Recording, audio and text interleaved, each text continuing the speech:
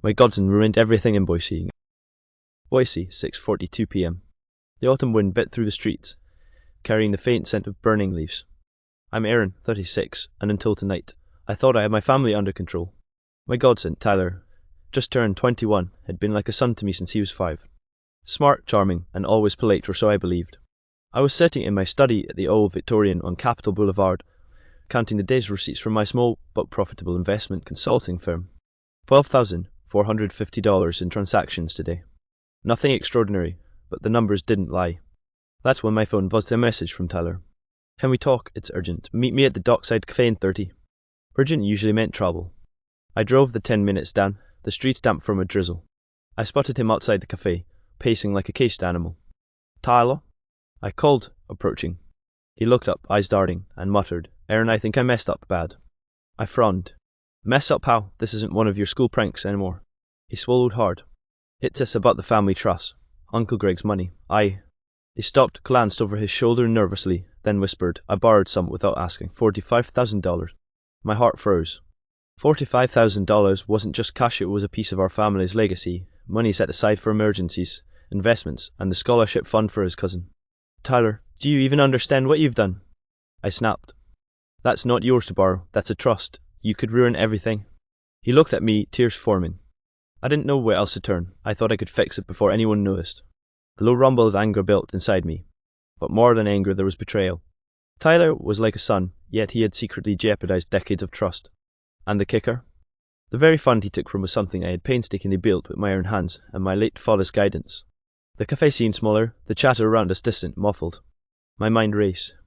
This wasn't a simple mistake. It felt deliberate, calculated. And as I watched him fidget with the sleeve of his hoodie, I realized something that made my stomach drop. This might be the first sign of a pattern.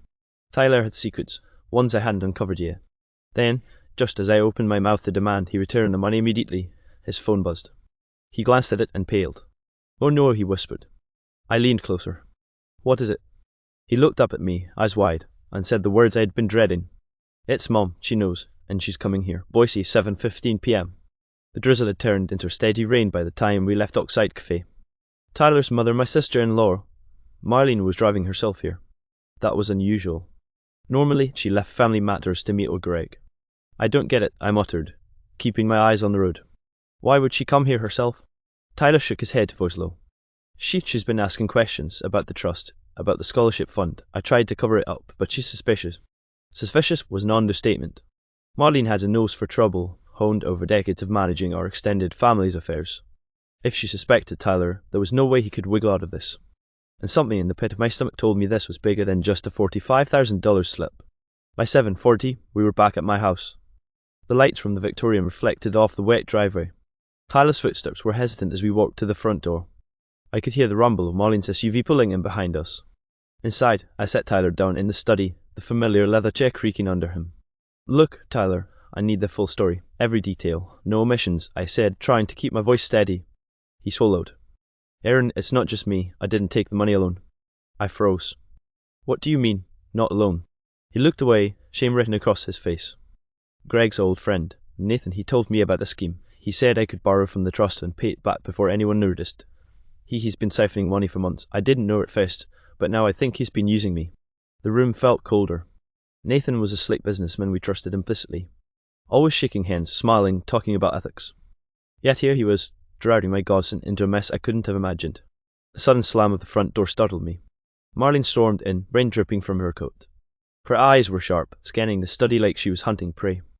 Tyler, she snapped, voice icy. What have you done? Tyler flinched. Mom, why? No excuses, she cut him off. I've been tracking transfers from the trust. $45,000 missing tonight alone, and don't think I didn't notice patterns over the last 3 months. I could feel the tension thickening, a storm almost as heavy as the one outside. This wasn't just financial irresponsibility. This was manipulation, betrayal, and now the entire family was involved whether we liked it or not. Marlene turned to me, eyes narrowing.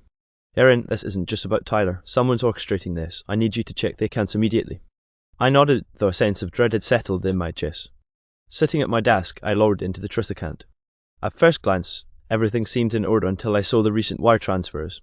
Multiple accounts, multiple names offshore. My heart pounded. This wasn't Tyler's doing alone. I looked up at him, voice barely a whisper, This is bigger than we thought. Nathan's fingerprints are all over it, but someone else too. Tyler's face went pale. Ernie, you won't believe this. It's Dad. Boise, 8:05 p.m. The storm outside had turned into a persistent downpour, drumming against the old Victorian's roof.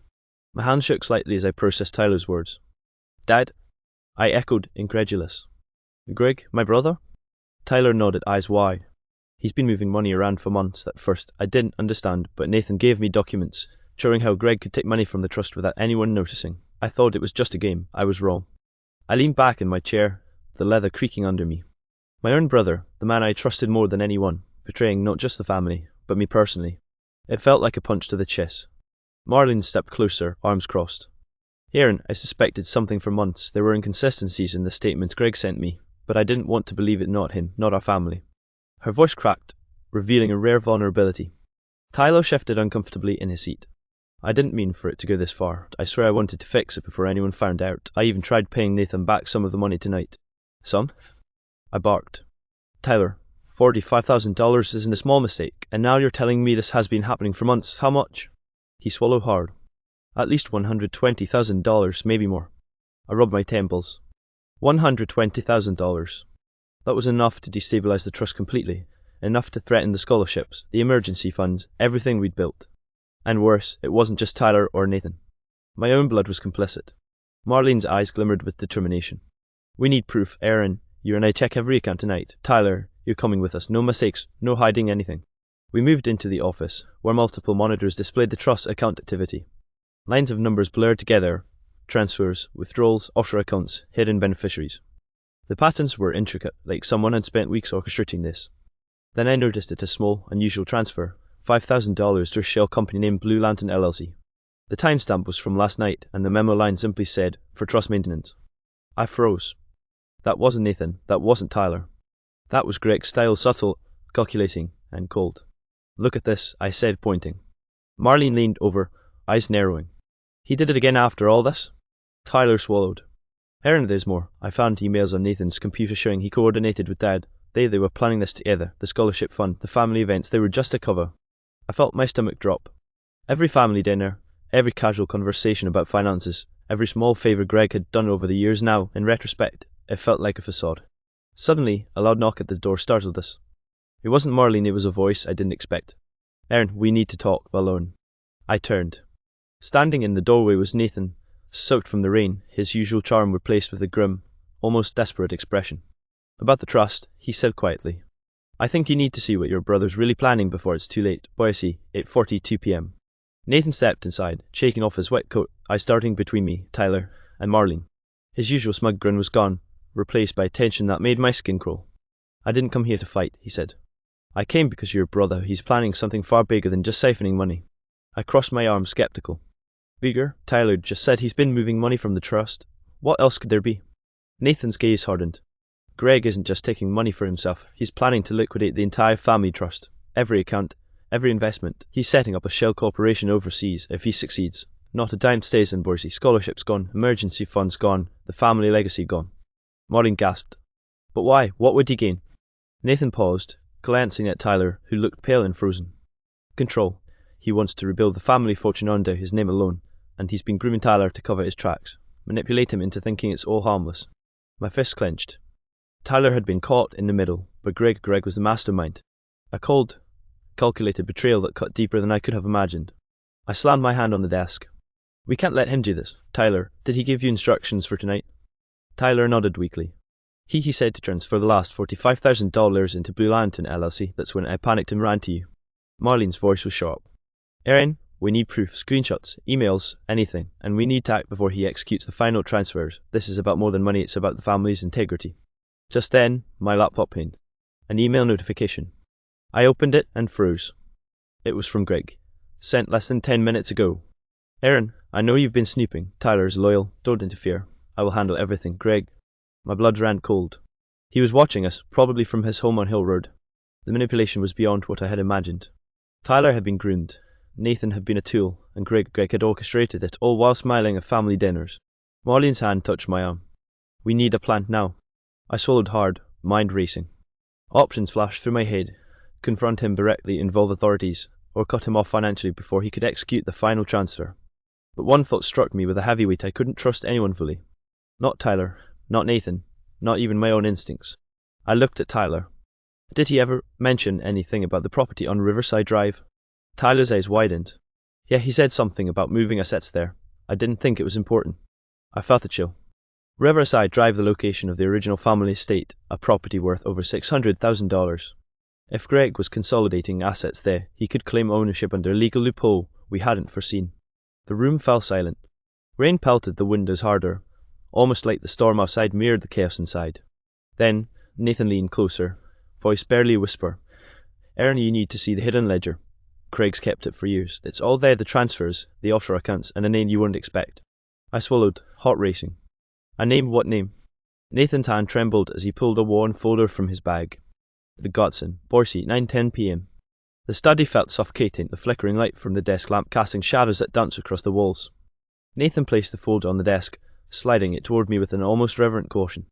I opened it, my fingers trembling. Inside were spreadsheets, ledgers, and emails painstakingly organized. Names, amounts, dates. Offshore transfers. Shell companies. And there it was, clear as day, Tyler's name listed as a co-beneficiary in several hidden accounts. Not just a pawn, Greg had been grooming my Godson to inherit portions of the trust as a way to manipulate him into silence and compliance. Tyler's face went pale. Aaron, I didn't know. His voice cracked. I swear, I thought I was helping fix things. I slammed the folder shut, my chest tight, with a mix of rage and heartbreak. Helping fix things, Tyler, you've been used as a weapon against your own family. Marlene stepped closer, voice cold. And your father, our brother, planned this meticulously. Tyler, you need to understand, your loyalty has been exploited to betray all of us. Tyler buried his face in his hands. I can fix it. I can give it all back. Nathan shook his head. Aaron, it's not just about returning money. Greg has legal documents ready. If he moves forward tomorrow, Tyler could be legally implicated in these transfers. It would ruin him permanently. The room spun as I absorbed the reality. My Godson, like a son on the verge of financial and legal ruin because of my own brother's manipulation. The thought was almost unbearable. Marlene's phone buzzed. She glanced at it, expression hardening. Aaron, it's Greg. He wants to meet, alone, at Riverside Drive 1 hour from now. I felt a cold pit open in my stomach. Greg was daring us into a confrontation, confident we couldn't resist. The thought of going there and prepared for reckless. Yet we had no choice. If he finalized those transfers, the trust, the family fortune, everything we'd worked for would vanish. Tyler looked up, tears streaming. Aaron, I don't know if I can face him. I feel so betrayed by him, by myself. I placed a hand on his shoulder. You didn't betray anyone, you were manipulated. That's on Greg. Tonight, we face him, and we make sure he pays for this, all of it. The clock ticked relentlessly. Rain battered the windows. My heart pounded with anticipation and fear. Every step toward Riverside Drive felt like stepping into a trap. And as I grabbed my coat and keys, Tyler whispered, voice barely audible. Aaron, what if he has more tricks? What if this isn't just about money? I didn't answer. I didn't have to. The truth, I realized, was far worse than we imagined. And the moment we drove toward Riverside Drive, the storm outside felt like it was following us, each drop a countdown to the confrontation that could destroy or finally save our family. Boise, 10:05 p.m. Riverside Drive was slick with rain, headlights reflecting off puddles like shattered glass. The old family estate loomed ahead, dark and imposing, its wrought iron gates gleaming under the streetlights. My stomach churned as Tyler and I stepped out of the car, Marlene trailing close behind. Greg was waiting. Leaning casually against his black SUV, rain slicked her plaster to his forehead, a smug grin stretched across his face. Aaron, he called, voice smooth but dripping with menace. Glad you could join me. I stepped forward, anger coiling like a spring. Cut the act. Greg, we know everything. The trust, the offshore accounts, Tyler's involvement, it's all your manipulation. He laughed softly, a chilling sound. Manipulation, my dear brother. I call it preserving legacy. Sometimes sacrifices are necessary. And Tyler, my dear Godson, you've been invaluable. Tyler flinched. You used me. Every word, every instruction, it was all lies. Greg's grin widened. Oh, no, Tyler. You thought you were helping, but you were shaping the outcome I wanted. Family loyalty. Aaron, it's all about leverage. Marlene stepped forward, voice steady. Leverage over your own family, over your own blood? You're insane. Greg shrugged. Perhaps, or maybe enlightened. I've protected my interests for decades, but tonight we negotiate. I could feel my pulse hammering. Every fibre of my being screamed to act, but caution was necessary. One misstep, and Tyler could end up legally implicated for the entire $120,000 plus any future transfers. I spoke slowly, deliberately. Enough gains. We know about Blue Lantern, LLC, the hidden transfers, the shell companies. It ends tonight. You restore every cent to the trust, or this goes public. Law enforcement, meteor name tarnished permanently. Greg's smile faltered slightly. Bold, he murmured. But do you really think you have the leverage? At that moment, Tyler stepped beside me. Aaron's right, he said firmly. I may have been manipulated, but I'm done being part of your schemes. Return the money, Greg, or I testify every email, every document. The look in Greg's eyes shifted, calculating, dangerous. For a moment, the night felt suspended, the rain pausing in anticipation. Then, with a slow nod, he reached into his coat and pulled out a folder thicker, heavier than Nathan's. Do you really think you've seen everything? He asked, voice low. I kept one final ledger, one that names everyone involved, including Marlene. Every accusation you make can backfire. Are you willing to risk your own family? Marlene's eyes widened in horror. She reached for Tyler, whispering, Aaron, he's twisted this beyond imagination. He's got us trapped. My heart raced. Every instinct screamed to grab Tyler, secure the evidence, and run, but Greg had thought this through. The folder could expose us, incriminate us, ruin us. Then I noticed a small flash from behind the SUV. A camera, hidden in the shadows, recording everything. Greg had planned this confrontation, manipulating us into showing our hand. Tyler's voice trembled. Aaron, he knows everything we plan to do. I clenched my fists, jaw tight. Then it's time we change the rules. And in that instant, the rain seemed heavier, the storm louder, as the night closed in on a family betrayed, manipulated, and on the brink of explosive justice. Boise, 10:32 p.m. The rain hammered the driveway like a warning drum. My mind raced, heart hammering against my ribs. Greg had us cornered, camera rolling, folder in hand, thinking he had won. But I wasn't about to let years of trust and family legacy crumble without a fight. I glanced at Tyler, whose hands were shaking. Listen to me, I whispered. We play it smart, not emotional. Follow my lead. Marlene took a deep breath. Aaron, if we misstep, this could ruin all of us. Are you sure? I'm sure, I said, feeling a cold resolve settle in. We've documented everything. Nathan already has copies of the ledgers. We just need to act carefully. I stepped forward, raising my hand slightly. Greg, you've manipulated your own family thinking you're untouchable, but this ends tonight. He smirked. Oh, and what are you planning, little brother? I gestured to Tyler. Tyler, show him. Tyler's hands trembled as he held up his phone, screen glowing with a folder of emails, transaction screenshots, and offshore transfers. Everything your communications with Nathan, the shell companies, the ledgers, I recorded the meeting too. Greg's grin faltered, eyes narrowing. You betray me? Tyler shook his head, voice firm. No, I'm saving our family. You've betrayed us enough. Before Greg could react, Marlene stepped forward, pulling her phone from her coat pocket. Authorities are on their way. I've called them, Aaron.